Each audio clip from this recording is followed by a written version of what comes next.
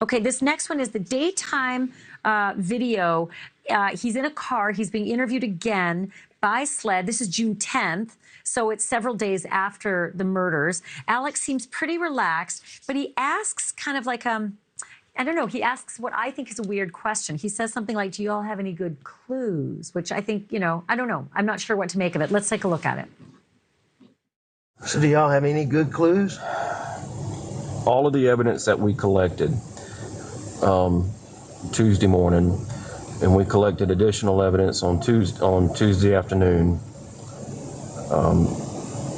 They collected evidence at autopsy today. So Okay, Scott, is there anything in there that I'm not seeing? I would take a look at his blink rate. His blink rate goes through the roof. Usually when someone starts blinking a whole lot, that means something's on their minds. It usually indicates there's stress there.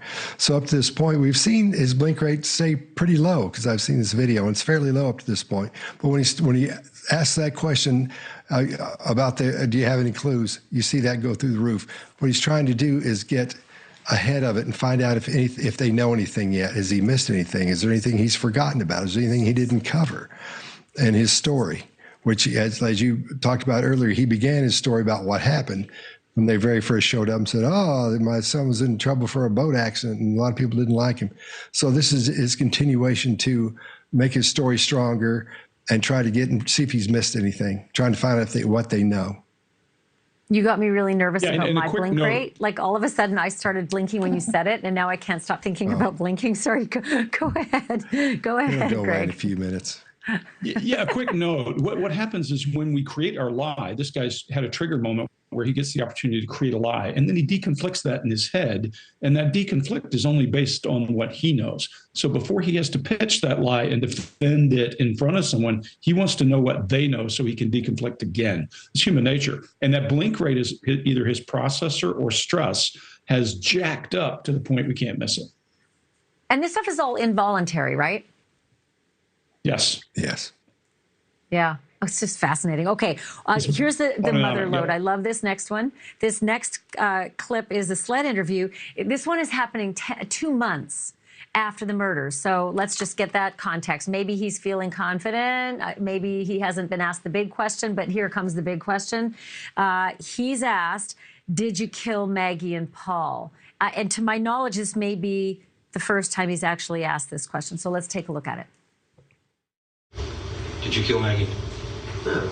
Did I kill my wife? Yes, sir. No, David. Do you know who did? No, I do not know who did. Did you kill Paul?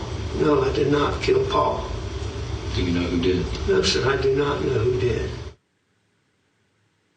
So what do you think, Greg? The no, sir, that to me isn't weird in certain parts of the country. No, ma'am, no, sir is very standard. But I'm just wondering about the arms being crossed, the legs being crossed. Is there anything to that? See, we're designed to read body language. You're dead on. If this guy had a shell, he would be crawled so deep in it that you wouldn't be able to see his head. What he's doing is turtling, making himself smaller. You see his head shrunk down into his body. He's barriered. He's crossed his abdomen, has his arm between his legs and his legs crossed. You can't miss that he's blocking as much as he can. Now, that's not in his baseline. We watched him even in the police car, moving his thighs in and out and that kind of thing without barriers. The no, sir could or could not mean that he has a spike in politeness, and that's a red flag for us. But more importantly, when he's asked, did you kill your wife, there's almost a little chuckle, and he says, did I kill my wife? Repeating the question gives you time before you have to answer. And then I've listened to the guy. He uses contractions a lot. I didn't. He uses 2 non-contracted denials. I did not, and I did not. One of those by itself, no big deal. We look for clusters of behavior changes. There's a lot going on in this, a lot of clusters. That is so fascinating. Okay, one question to each of you, and it has to kind of be a yes or no because I'm flat out of time. But Scott, do you think, based on what you've seen, do you think he's guilty? Yes, very much so. Interesting. Greg? Yeah. Oh, absolutely. Yes.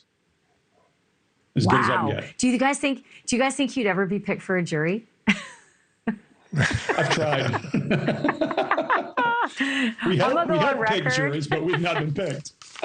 I could see you being very, very good as a jury consultant. I could see right away, like, yeah, I'm going to use my strike right there. Guys, thank you. It's great to have you on. I can't wait to have you again. Scott Rouse and Greg Hartley. You'll definitely be invited back. Thanks so much. Thank you for watching. Go to newsnationnow.com to find NewsNation on your television provider. And don't forget to click the red subscribe button below to get more of NewsNation's fact-driven, unbiased coverage.